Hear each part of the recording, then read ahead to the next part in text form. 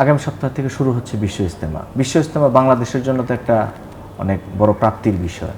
তা ইজতেমাটাকে আপনি মানে বাংলাদেশকে বিশ্বের দরবারে উপস্থাপনের ক্ষেত্রে কিভাবে কাজে লাগানো যেতে পারে আপনি বলে মনে করেন? বিশ্ব ইজতেমা বহু বছর ধরে বাংলাদেশে হয়ে আসছে।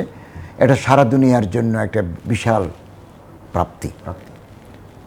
এবং এত বড় জামায়াত ইজতেমা হয়, পাকিস্তানের রায়বেন্ডা হয়, কিন্তু এত এত এত মানুষ হয় না, এত বিদেশি মেহমান আসেন না। তো যুগ যুগ ধরে এই টঙ্গীর বিশ্ব ইজতেমা দেশের ভিতরে দেশের বাইরে এটা ইতিবাচক ধর্মীয় প্রভাব ফেলে। মানুষের ঈমান, আকীদা, নামাজ, রোজা, হজ, যাকাত এবং মানুষের আত্মশুদ্ধির ব্যাপারে তাবলীগের ইজতেমার এই দাওয়াতের গুরুত্বপূর্ণ ভূমিকা রয়েছে। এবং এখানে এই ভূমিকা তাবলীগের সাথে যারা যুক্ত তারা এই ভূমিকার রাখার ক্ষেত্রে গুরুত্বপূর্ণ অবদান তারা রাখছেন।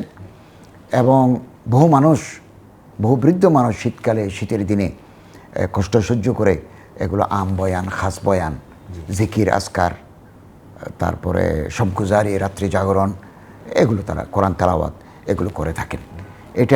এই ইজতেমাটা আমাদের জাতীয় জীবনে এটা ইতিবাচক প্রভাব ফেলে, আমাদের মধ্যে ধর্মীয় অনুভূতি জাগ্রত করে। আমাদের ইমানি যে চেতনাগুলো নিষ্প্রভ হয়ে গেছে তাবলীগের এই ওয়াজের মাধ্যমে, মুখলেসানা এই বক্তব্যের মাধ্যমে আমাদের ইমানি চেতনা শানিত হয়। অতএব আমাদের জাতীয় জীবনে এই ইজতেমার গুরুত্ব অপরিসীম। মানে এই ইজতেমাকে কেন্দ্র করে আমাদের সমাজ জীবনের যে একটা অর্থনৈতিক চাঞ্চল্যের একটা বিষয় আছে। বিশেষ করে আমরা যদি বলি ইজতেমার বিভিন্ন ভাগে বাংলাদেশের ধর্মপ্রাণ মানুষ এসে থাকেন এবং সেখানে বিপুল পরিমাণে একটা অর্থনৈতিক লেনদেন হয়, বিদেশ থেকে মেহমানরা আসে।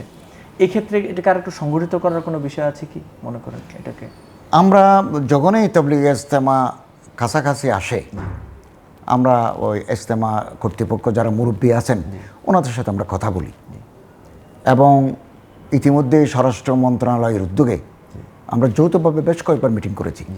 প্রতি বছর এভাবে হয়, একদিকে ধর্ম আরেকদিকে ল অ্যান্ড অর্ডার, এই জন্য স্বরাষ্ট্র মন্ত্রণালয় লাগে।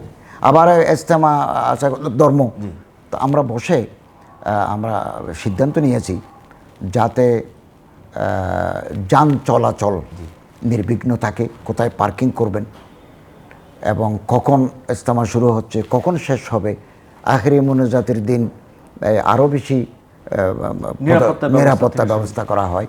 এবং আমাদের গোয়েন্দা সংস্থাগুলো অত্যন্ত সক্রিয়, ল এনফোর্সিং এজেন্সি যারা আছে তারা সক্রিয়, বিভিন্ন গ্রুপের পুলিশ, র্যাব, সেনাবাহিনী সক্রিয়।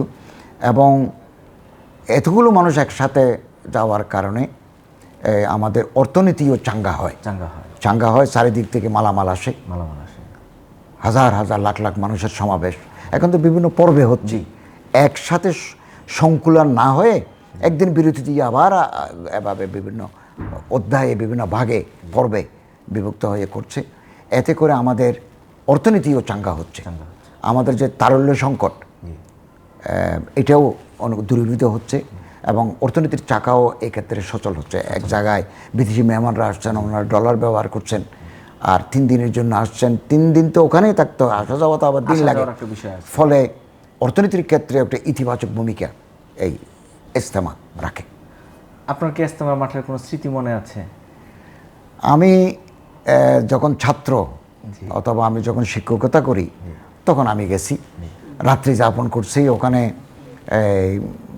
ঠান্ডা খুব বেশি, যাদের ঠান্ডাজনিত রোগ আছে তাদের একটু সতর্কতা অবলম্বন করতে হয়। আমি এক সময় রাতেও ছিলাম, তো যারা বয়োবৃদ্ধ তারা যদি একটু গরম কাপড় টাপড় নিয়ে আসেন এবং হামদর্দ সহ বিভিন্ন সেবামূলক প্রতিষ্ঠান তারা দেয়, বিনামূল্যে দিয়ে থাকে, অনেকে মহব্বত করে ওখানে দিয়ে থাকেন। তো একটু শীতকাল তো, তাও আবার তুরাগ নদীর তীরে, এই জন্য একটু গরম কাপড়, সতর্কতামূলক ব্যবস্থা নিলে কোনো অসুবিধা হবে না। তো আমার স্মৃতিগুলো এখনও জাগ্রত আছে। আমি ছাত্র অবস্থায় এখানে গিয়েছি, ওয়াজ শুনেছি এবং তাদের আম বয়ান, খাস বয়ানে, ওলামাদের বয়ানেও অংশ নিয়েছি। এগুলো আমাদের জীবনে অত্যন্ত গুরুত্বপূর্ণ ভূমিকা পালন করেছে।